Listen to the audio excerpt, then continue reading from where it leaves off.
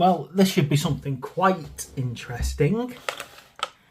Something I have not done for a very long time, actually, is clean up and put together, there's not much putting together to be had on these, but basically a metal model. Games Workshop have not done metal models like, well, I believe they do recasts now and then, but really they've not properly done metal models for a long time. And, you know, when I say a long time, we are talking about way back, really.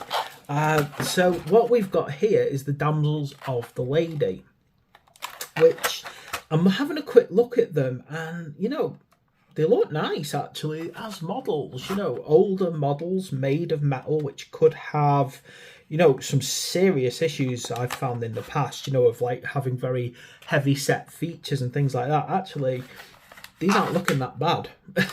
But let's get them properly looked at and see what's going on here.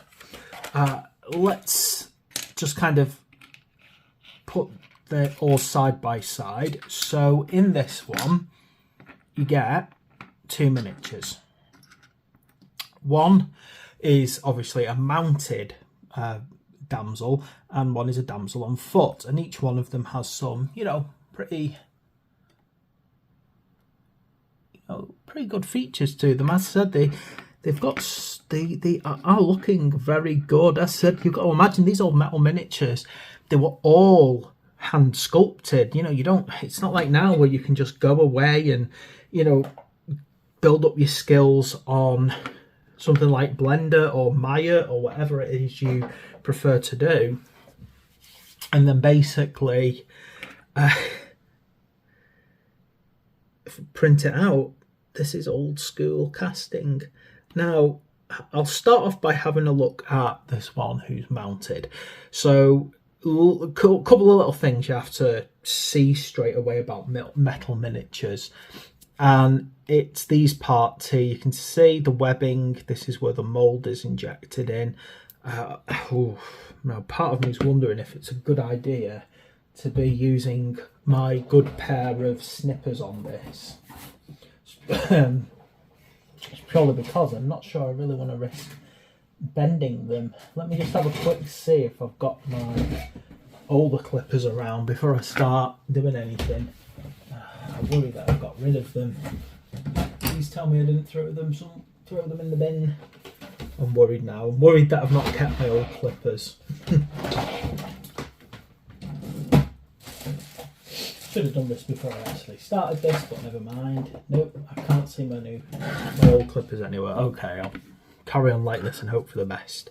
So have a good look when you're dealing with metal miniatures, because there can be these little bits of webbing everywhere where the mold runs. Obviously, I'm curious about when this was manufactured, actually. Well, not manufactured, but designed. So this says 07. You can basically see when the molds were created on the bottom of the bases here. So this is probably right on the cusp of when they started looking at properly doing all plastic and resin ranges. Now, again, you would think that maybe they would have tried to recast this in resin, but there was an issue many years ago of Games Workshop doing what was known as fine cast, and it was basically them attempting to do mass-produced resin miniatures. There was a lot of issues with them, to be quite blunt, and it didn't last, and I don't think it was ever really supposed to last. And what they did is they just basically tried to make all of their metal miniatures and turn them into resin. And it just doesn't work, unfortunately. I'm not an expert on the casting process, but there's probably just a situation where putting resin in a metal mold just doesn't work right. Okay, so here's some of the problems when dealing with metal miniatures. You can see here that they can bend quite badly on key components. And it's not like a resin miniature where you can literally just heat it and bend it back into position. You're got to basically just take your time and try and bend it straight again. One of the things I always hated about metal miniatures is you would be trying to fix them and get rid of the bends, and they would just basically snap on you. There was no other way to put it. They would just basically end up wrecked straight away. And then of course you're trying to super glue the metal back on. You'll get bits of webbing there between weapons, you know, which if you're used to resin miniatures, you'll find happens as well. Just having a look. Sometimes you can get kind of cast lines down them, so you might be able to see one just here. But they're not bad on this one, in fact, to be quite honest. I think it's actually quite a well cleaned miniature, this, to begin with. It does look, it does look like it's quite well maintained, but you can see here there's like a kind of slight bend in here where it's bent in transit, or maybe like bent while it was cooling from the mold.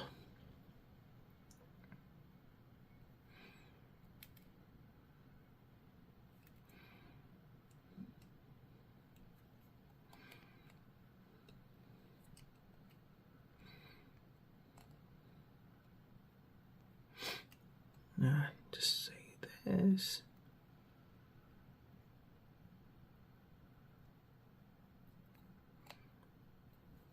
Yeah, there's quite a lot of webbing on it, but it's coming off quite easily.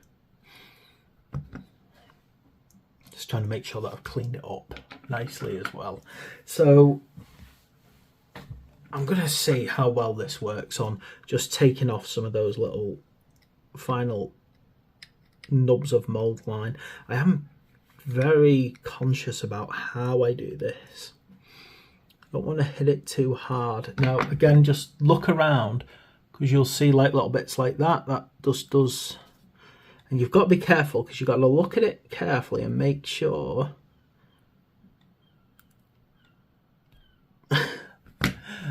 because that's actually a bit of the cloth, but it's got a tiny little bit of mold line on it. Not mold line, webbing. It's just making sure that when I clean it up, I don't accidentally lop off a bit of detail while I'm at it.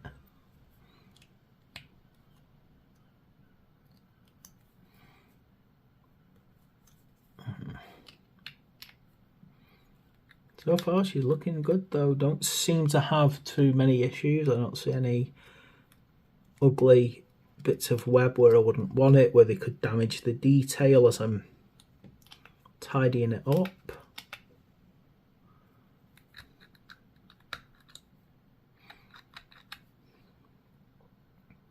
Let's have a look where else. See, it's got to keep looking, because you will come across another little bit of it. Yeah.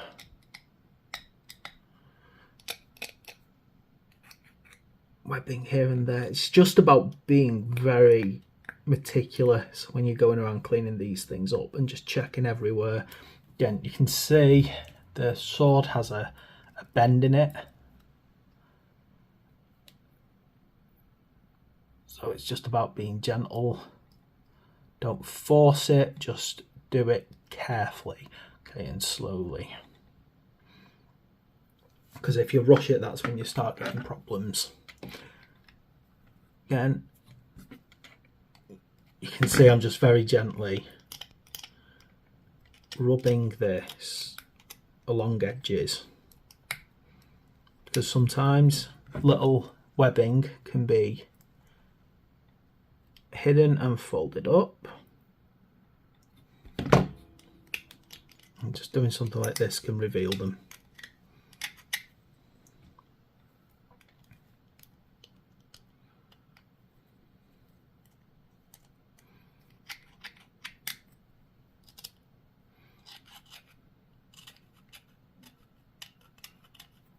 I'm just going to see if I can.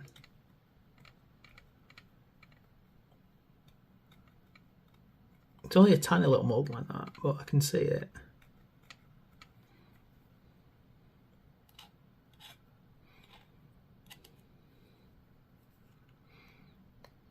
places like that one. And then, you know, there's quite a big one on the top here. So I'm just going to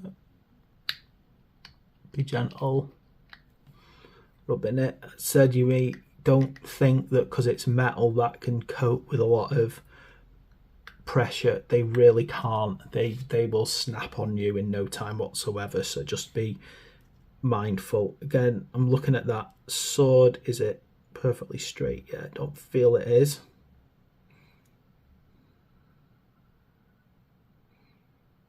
Again, it's just gently getting it into the right position without being too rough.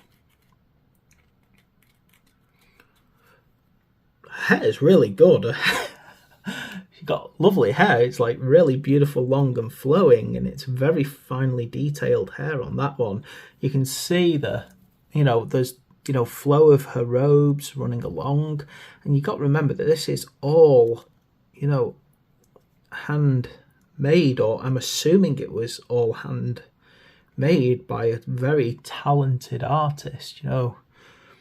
It's incredible to see these kind of things and think that, I just don't think that I could have ever done anything like that. I mean, maybe I could, if I started doing it all the time. It's, not everyone just starts off amazing. Doing things like that is a talent you build up over time, isn't it? Okay, so we got a plastic horse here. This is nice and simple.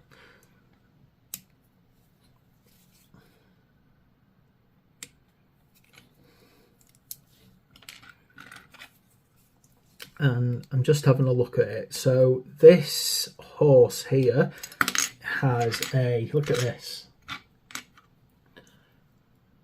1991.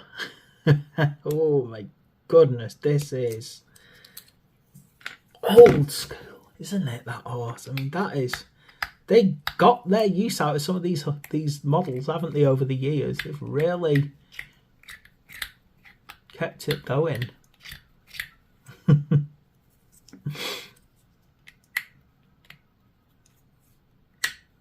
Gonna have to ask yourself sometimes, it's as I've kind of said on a lot of these Bretonnian and undead Khemri builds, it's like how, they've decided to just go straight in and keep the old models, no messing around, and it makes me kind of wonder in a lot of ways if that's gonna draw in the crowds that they want. I mean, I'm sure that they did the market research. They must have spoke to people. So I can only assume that they spoke to enough old world players and they very much agreed that they didn't mind the older models and were quite happy to accept them, because it's not just about them. I doubt it was about them just being lazy. Anyway, of course they wanted to bring out the full range as quickly as possible, as many armies as quickly as possible. But still,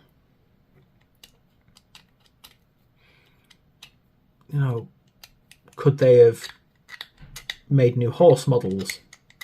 Might seem like a minor gripe, but they could have done that. I mean, it wasn't going to exactly cause anything major. I'm sure it wouldn't have caused many major problems for their production. When you look at things like this and you think, wow, this is like old, man. This is an old horse.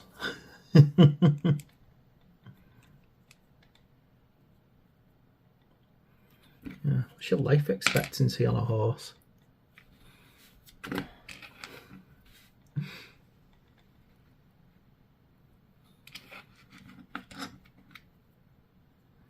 And in a lot of ways, I kind of love the fact that they've gone down this path, because if you have a look at gaming groups, right, I'm looking at this, I may actually need to cut off this end of the tail because it doesn't seem to click in properly. Okay, I don't want to start drilling into it right now. I could have drilled a hole into there to make it stand, but I think I'll be fine.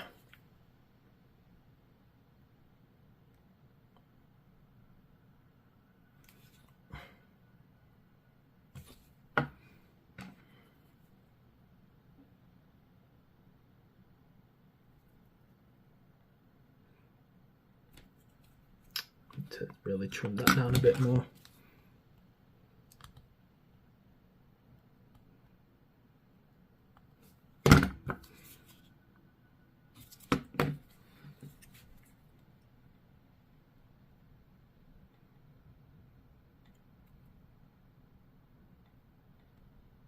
I may not be regretting not drilling a hole in that, but never mind.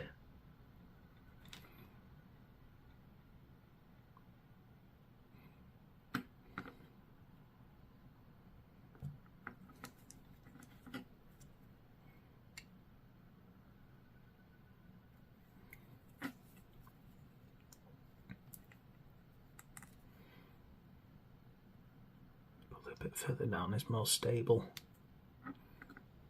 Yeah, there.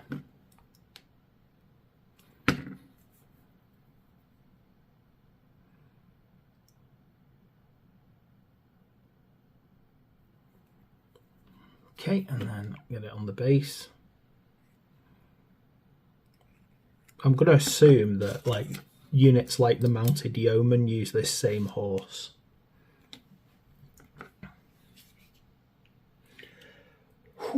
Okay, where am I up to next? So this is where I am going to have to just not really do much else with these, because I'm not gluing her to the base before I paint her.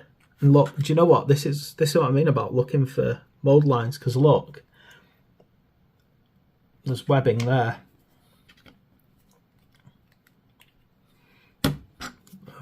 It's such a pain sometimes with metal miniatures, because you think you've got them all off, and it's even worse if you already undercoated it and started painting, because then you have to start scratching things off.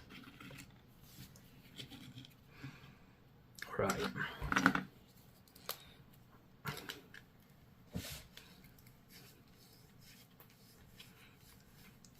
Get my Gorilla Glue open.